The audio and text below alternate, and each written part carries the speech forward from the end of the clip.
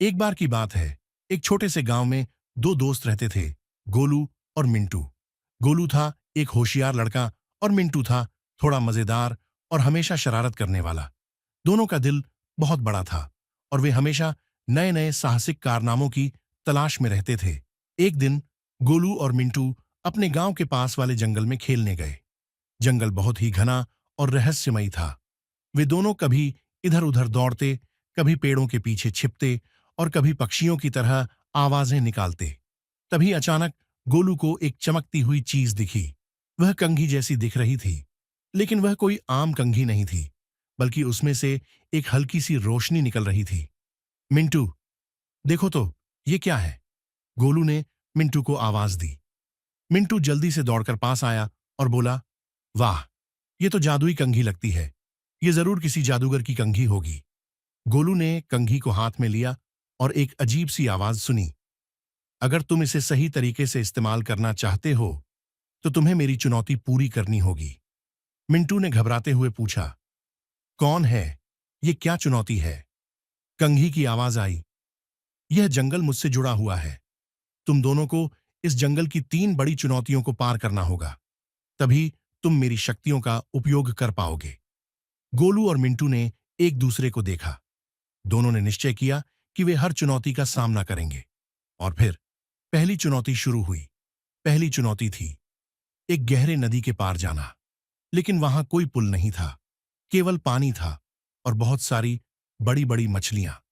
गोलू ने सोचा, अगर हम एक दूसरे की मदद करें तो हम इस चुनौती को पार कर सकते हैं।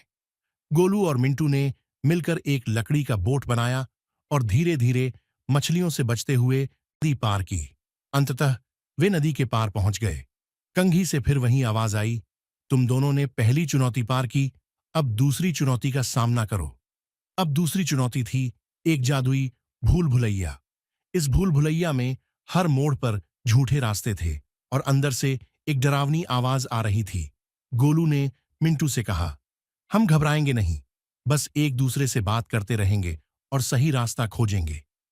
दोनों ने बहुत सोच समझकर रास्ते चुने और आखिरकार वे भूल भुलैया से बाहर निकल आए। कंघी फिर बोली, अच्छा किया तुम दोनों ने, अब आखिरी चुनौती पर ध्यान दो। तीसरी और आखिरी चुनौती थी जंगल के रक्षक से सामना करना। रक्षक एक बड़ा और डरावना हाथी था जो रास्ते में खड़ा था। वह किसी को जंगल से बाहर नहीं जाने देता था। गोलू ने सोचा, हमें इस हाथी से लड़ा नहीं चाहिए, हमें उससे दोस्ती करनी होगी। उसने मिंटू से कहा, मिंटू, तुम पीछे हटो, मैं कोशिश करता हूं। गोलू हाथी के पास गया और बड़े प्यार से उससे बात करने लगा। उसने कहा, हम सिर्फ रास्ता पूछ रहे हैं, हम तुम्हारी मदद नहीं करना चाहते। हाथी ने गोलू की बात सुनी और मुस्कुराते हुए रास्ता दे दिया। कंघी की आवाज आई, तुमने सब कुछ सही किया, अब तुम दोनों मेरी शक्तियों का इस्तेमाल कर सकते हो। गोलू और मिंटू ने खुशी खुशी कंघी को अपनी इच्छाओं के अनुसार इस्तेमाल किया। उन्होंने जंगल में सबको खुशी दी और अपने गांव वापस लौट आए। अंत, गोलू और मिंटू ने सीखा कि सच्ची दोस्ती, साहस और समझदारी से किसी भी मुश्किल को पार किया जा सकता है। और इस तरह दोनों की जादुई यात्रा खत्म हुई, लेकिन वे हमेशा एक दूसरे के साथ नए नए साहसिक कारनामों की तलाश में रहते थे।